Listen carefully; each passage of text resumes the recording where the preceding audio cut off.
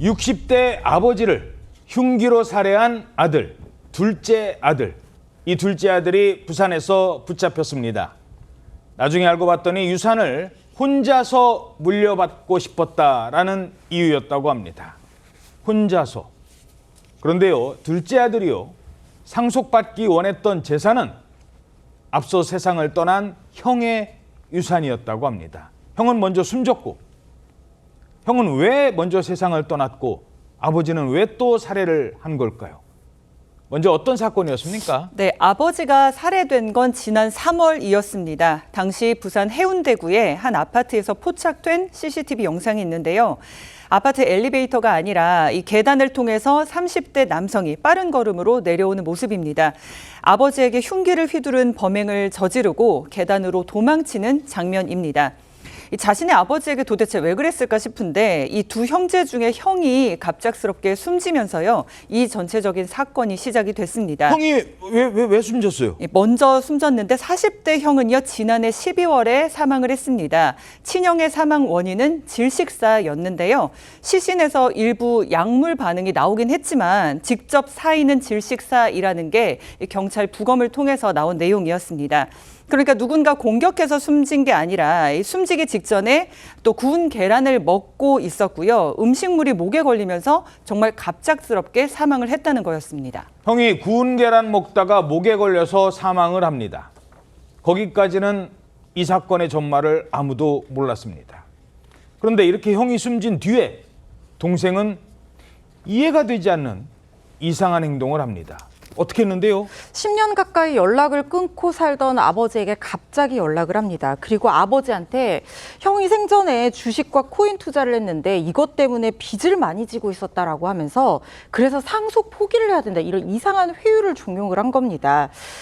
우리 법에서 정한 상속 순위는 원래는 1순위가 배우자와 자식에게 가도록 되어 있는데 아마 숨진 형은 결혼을 하지 않고 자녀도 없던 상태였던 것으로 보입니다. 그러면 2순위자인 직계 존속, 부모에게로 이 재산이 모두 넘어가거든요.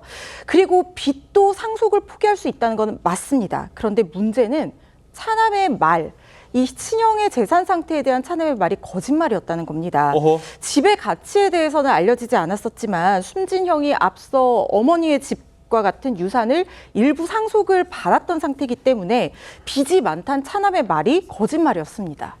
아니, 동생은 아버지한테 왜 그런 거짓말을 했을까요? 동생이 지난 2022년에 직장에서 성추행한 혐의로 수사를 받은 적이 있다고 합니다. 그래서 권고사직을 당했는데 배우자와 미성년 자녀 4명을 부양하는데 경제적인 어려움이 있었던 겁니다. 근데 아버지가 형의 유산 상속을 포기하면 형의 재산이 나한테 올 수 있겠다라고 기대를 한 것이 아니냐 그런 추정이 나왔는데 실제로 이 동생이 법률 상담을 통해서 형의 유산 상속에 대한 우선권이 아버지한테 있다는 걸 알게 됐다고 합니다. 근데 아무리 그래도 형의 사망 사실을 오래 숨길 수가 없는 것이고 예. 아버지가 결국 알게 됐는데 그리고 또 이 형의 이 장례식을 아버지가 사는 부산이 아니라 형이 생전에 살던 서울에서 몰래 치렀다는 것도 다 아버지가 뒤늦게 알게 된 겁니다. 아버지 몰래 형의 장례를 치렀어요? 그렇습니다. 아버지가 그걸 뒤늦게 알게 되고 이제 차남을 의심하게 된 겁니다. 아버지가 의심하죠. 자꾸 네가 이러는 거 보니까 네가 재산을 노려서 형을 죽인 게 아니냐 이런 말을 아버지가 한 것이고 결국 그것 때문에 부자지간에 불화가 이어졌다고 합니다.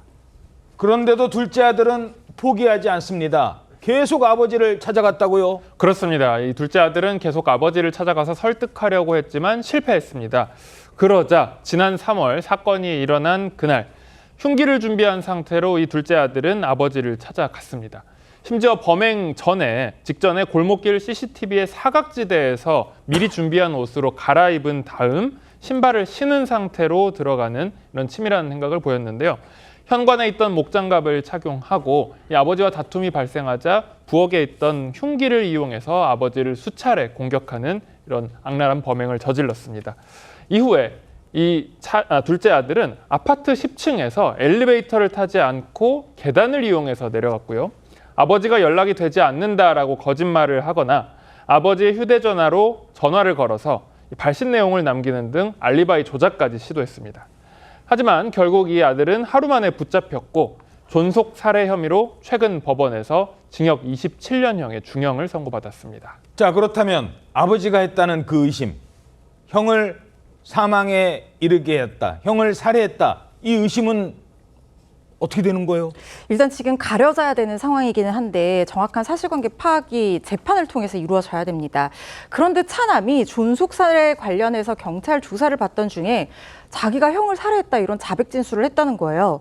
그래서 경찰이 보강 수사를 거쳐서 이 차남을 친형 살해 혐의로 검찰에 넘겼고 이 사건이 지난달 말에 기소가 된 상태입니다.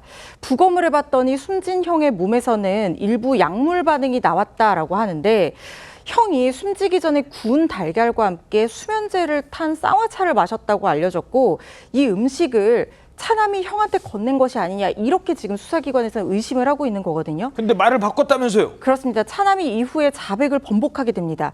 형을 살해한 사실에 대해서 혐의를 부인하는 건데 당시 정신이 혼미한 상황에서 한 진술이었고 수사 과정에서 자백하라고 종용해서 진술한 것이다 라고 얘기를 하고 있다고 합니다. 이 차남이 친형마저 살해했는지 여부는 진행되는 재판에서 가려질 전망입니다.